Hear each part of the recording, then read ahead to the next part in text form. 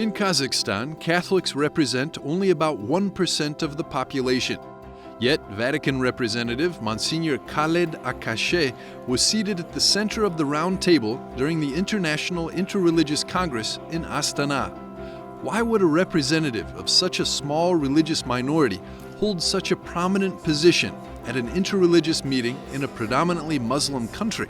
The Vatican's involvement in Kazakhstan's interreligious efforts began after Pope St. John Paul II's historic visit in 2001, where he emphasized the importance of fostering peace among different religious communities.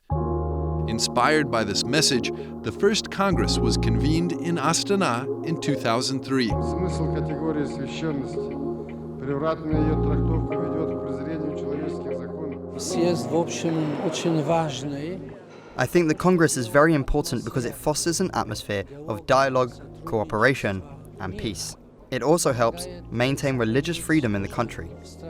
Kazakhstan, by hosting this Congress, sets an example of religious freedom to the world. Kazakhstan is home to 120 ethnic groups and nearly 4,000 religious organizations representing 18 denominations. Its religious diversity is clearly reflected in its places of worship, with the largest serving the Muslim majority, which makes up 70% of the population. Christianity, the second largest religion, is predominantly Russian Orthodox.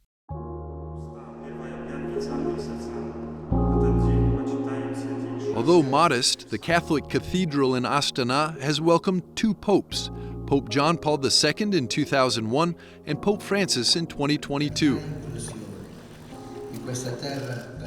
Diana Yesenova, acting chair of the board at the N. Nazarbayev Center, shares that since independence, Kazakhstan has successfully maintained religious harmony.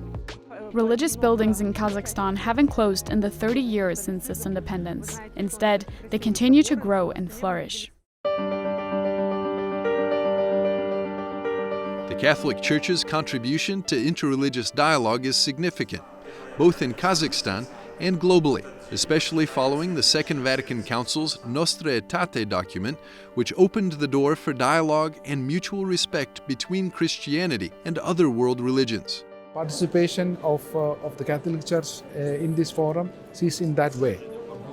It's a possibility of Catholic Church in Kazakhstan to know itself, to identity of the Catholic faith. A key highlight of this year's meeting was the inaugural Youth Forum of Young Religious Leaders, with participants from 30 different countries. Daria Golubkova, representing Catholic youth, shared how young Catholics can promote peace through dialogue. Through their openness and willingness to listen, Catholic youth can exemplify Christ's love, the love he brought into the world, so that even non-religious youth may experience it and recognize that Catholic youth are motivated by something greater. Students from Kazakh universities like Sabina and Amina took part as volunteers. Sabina, an art management student, noted that young people in Kazakhstan are showing a growing interest in religion. Meanwhile, Amina, who is not religious, felt the forum helped to challenge common stereotypes. I believe the core of all this is about maintaining continuity so that this dialogue continues. No matter what the conflict is or what happens in the world, in any case, the solution is always dialogue. To reach an agreement, you need to keep talking.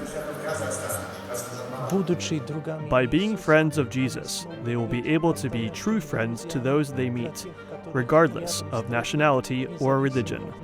The source of love, the source of service, and the source of spiritual growth for youth, regardless of nationality or faith, is precisely Jesus Christ. Particularly in the Middle East, we are suffering from the situation we are living in.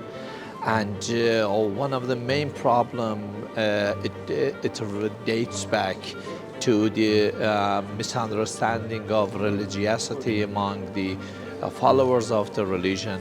Problem is that sometimes we are familiar with each other, but we are not existent with each other.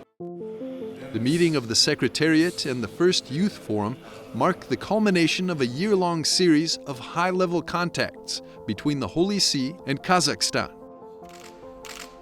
Thank you very much. On January the 19th, 2024, the President of Kazakhstan made his first official visit to the Holy See. The meeting was followed by a joint colloquium in April of 2024, hosted by the Vatican in collaboration with Kazakhstan. La retorica bellicista è purtroppo tornata di moda. War-mongering rhetoric has unfortunately come back into fashion.